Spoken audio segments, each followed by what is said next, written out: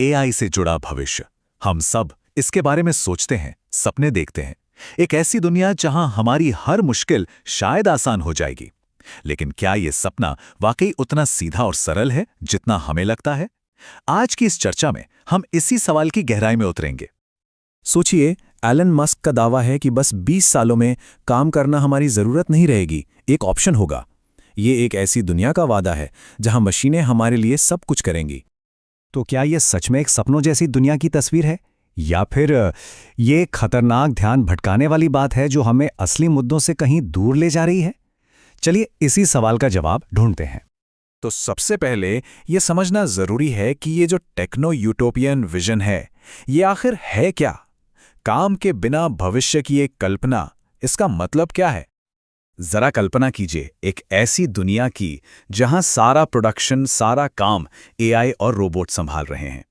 काम करना अब कोई मजबूरी नहीं, बल्कि एक शौक है, एक हॉबी। चीजें और सर्विसेज इतनी ज्यादा हैं कि वो बहुत सस्ती हैं। और गरीबी शायद इतिहास की किताबों में सिमट कर रह जाएगी। सुनने में तो ये किसी सपने के सच होने जैसा लगता है ना? पर यहीं पर एक बहुत बड़ा और अजीब सवाल खड़ा होता है। अगर हम देखें तो आज भी हमारे पास बहुत कुछ है, फिर भी हमारी इतनी सारी समस्याएं जस की तस क्यों हैं? इसी को कहते हैं अबंडेंस पैराडॉक्स। आइए इस विरोधाभास को थोड़ा समझते हैं। और देखिए, बात बहुत दिलचस्प है। असली प्रॉब्लम संसाधनों की कमी की है ही नहीं, असली जड़ है हमारी मानसिकता, जिसे कैपिटलिस्टिक साइकोलॉजी कहा गया है। मतलब एक ऐसी सोच जो इंसानी जरूरतों से ज्यादा मुनाफे को जरूरी मानती है, और इसी वजह से सब कुछ भरपूर होते हुए भी एक कमी बनी रहती है। इस बात को एक आंकड़े से समझते हैं। आज इसी वक्त दुनिया में इतना खाना पैदा होता है कि हम 10 अरब से भी ज्यादा लोगों का पेट भर सकते हैं। ध्यान दीजिए, ये हमारी आज की, अभी की क्षमता है। और अब इसके ठीक उलट ये तस्वीर देखिए। 2023 में 73 करोड़ 30 लाख लोगों को भूखा रहना पड़ा। इतना खाना होते हुए भी करोड़ों लोग भूखे हैं। यही है बहुतायत का विरोधाभास। तो फिर असली रुकावटें क्या हैं? पहली, इंसानी ज़रूरतों पर मुनाफे का मकसद हावी हो जाना। दूसरी, हमारे सिस्टम में मौजूद अन्याय, जिससे चीज़ों का बंटवारा सही से नहीं होता। तीसरी, लालच, जो जानबूझकर चीज़ों की कमी पैदा करता है ताकि कीमतें बढ़ें। और चौथी, ताकत और पैसा, जो कुछ ही लोगों के हाथों में सिमट कर रह गया है। तो अगर सिर्फ ज्यादा चीजें बना लेना ही तरक्की नहीं है, तो फिर असली प्रगति है क्या? इस सवाल को समझने के लिए आइए एक अलग नजरिए को देखते हैं, प्राउट का नजरिया।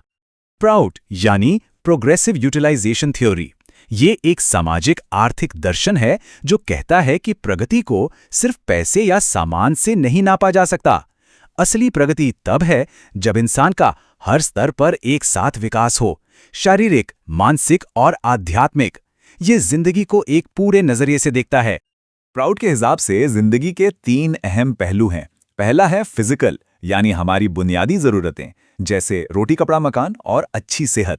दूसरा है मेंटल, जिसमें हमारी बुद्धि, हमारी क्रिएटिविटी, सही गलत की समझ, ये सब आता है। और तीसरा, सबसे गहरा, स्पिरिचुअल, यानी यूनिवर्सल प्रेम, जिंदगी का मकसद और हमारा आंतरिक विकास। और असली प्रगति की यात्रा यही है, पशुता से मानवता की ओर और फिर मानवता से दिव्यता की ओर। मतलब सिर्फ अपने स्वार्थ से निकलकर सबके भले के बारे में सोचने की ओर बढ़ना। ये सिर्फ बाहरी तरक्की नहीं है, ये हमारे अंदर का विकास है। और इसका सबसे जरूरी, सबसे बुनियादी सिद्धांत है कि आपकी तरक्की किसी और की तरक्की में रुकावट ना बने।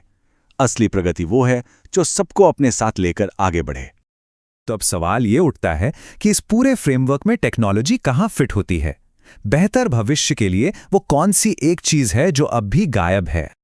यहाँ ये बात साफ करना बहुत जरूरी है कि प्राउट टेक्नोलॉजी के बिल्कुल खिलाफ नहीं है, बल्कि ये तकनीकी प्रगति का बहुत बड़ा समर्थक है। जोर टेक्नोलॉजी पर नहीं, उसके सही इस्तेमाल पर है। और यहीं पर सद्विप्र का कॉन्सेप्ट सामने आता है। सद्विप्र का मतलब है ऐसे निस्वार्थ, नैतिक और दूरदर्शी लीडर्स जो आध्यात्मिक रूप से मजबूत हों और समाज के प्रति पूरी तरह से समर्पित हों। उनका काम ये पक्का करना है कि टेक्नोलॉजी का इस्तेमाल कुछ लोगों के फायदे के लिए नहीं, बल्कि पूरे समाज की भलाई के लिए हो। तो अब हम इस पूरी चर्चा के निचोड़ पर पहुंच रहे हैं। हमें अपने भविष्य के लिए एक रास्ता चुनना है, और यह चुनाव ही असली मानवीय क्रांति है। हमारे सामने भविष्य की दो अलग-अलग तस्वीरें हैं। एक तरफ है टेक्नो यूटोपियन विजन, जिसका मुख्य लक्ष्य है बाहरी ऑटोमेशन, और दूसरी तरफ है प्राउड का विजन, जिसका लक्ष्य है आंतरिक विकास। एक को आगे बढ़ाती है टेक्नोलॉजी, तो दूसरे को नैतिक और आध्यात्मिक ग्रोथ। एक का नतीजा है काम से आज़ादी, तो दूसरे का नतीजा है खुद को विकसित करने की आज़ादी। तो प्रूट के सिद्धांतों पर आधारित एआई वाला भविष्य कैसा दिखेगा?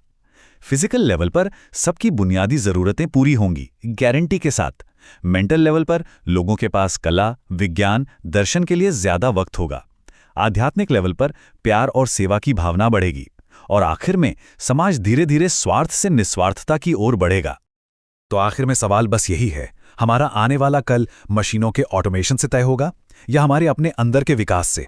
टेक्नोलॉजी एक बहुत शक्तिशाली औजार है, इसमें कोई शक नहीं, लेकिन इस औजार का इस्तेमाल कौन, कैसे और किसके लिए करेगा, यह फैसला तो हमें ही करना है।